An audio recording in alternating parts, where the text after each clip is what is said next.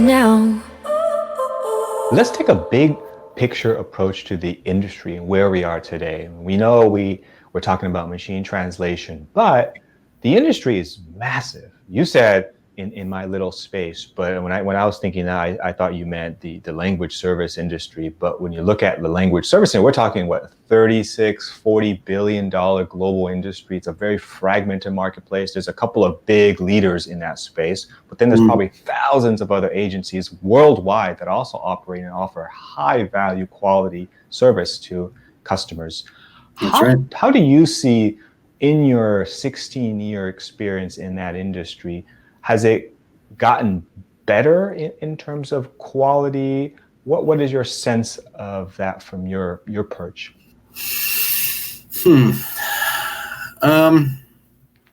Frankly, probably not, to be honest. There's words are not commodities, right? But has been a large push to try and make them so. And, that's just going back to like the whole education thing, right? We're educating folks as to what we can and frankly can't do. And so I think, I don't know that the overall quality has kind of been elevated over the years, because you're right. It's amazingly fragmented.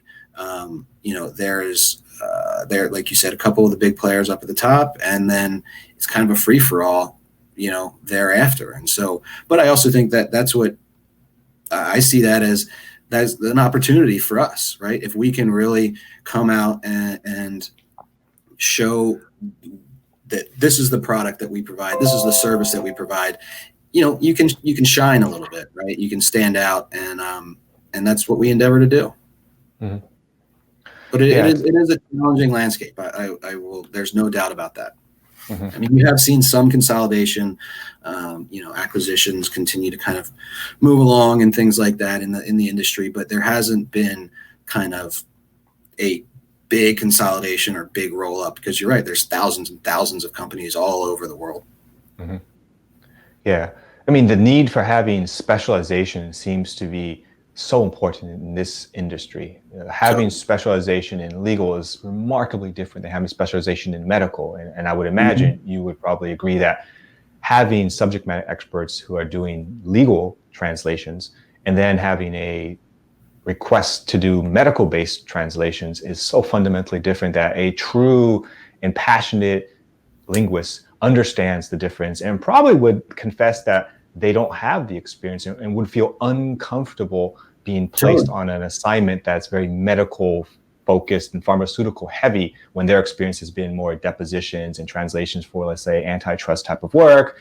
Mm-hmm. And that's, for me, I think, a great indicator of a professional, very consummate type of professional, really understands their craft and takes seriously. Whereas there may be someone says, "Oh, I can do it," and which you can say that's fantastic that they take on any assignment, but really when you're dealing with such important types of engagements, you want somebody to be more cautious.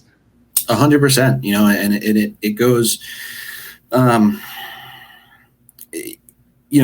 I've mentioned a couple of times here, right? Like that language is 45% of the equation, and the rest is kind of subject matter expertise. But it also, these are folks that have tons of experience that, when we test people, we're testing them for their ability to translate, but we're also testing, are they professional? Are they on time? Do they ask good questions? Do they ask too many questions?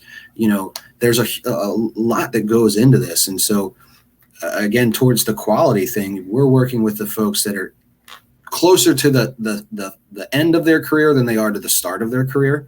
And, that professionalism, is needed, really, right? And when we're placing interpreters on site in front of our clients, I need to know that when someone's there representing my company, that they're gonna dress appropriately, they're gonna be on time, they're gonna, all of those kind of standard things, because at that point you're representing me, and so the professionalism is a huge part of all of that. I wonder, what has COVID affected the interpretation industry? You mentioned, because mostly interpretation is in person. So most events globally, especially in the United States, and we go to a lot of industry events in legal, and I haven't gone to a single one in Yeah. 8 months. Yeah. So I can't imagine interpreters, and maybe I might be wrong, are getting the kind of work No. unless all that work has moved virtually. I'm Well, curious that's from your. right. You're not wrong at all. It's a lot of it is all moved either virtually over the phone, video scenarios just like this, just by necessity, right? That's it. We had to.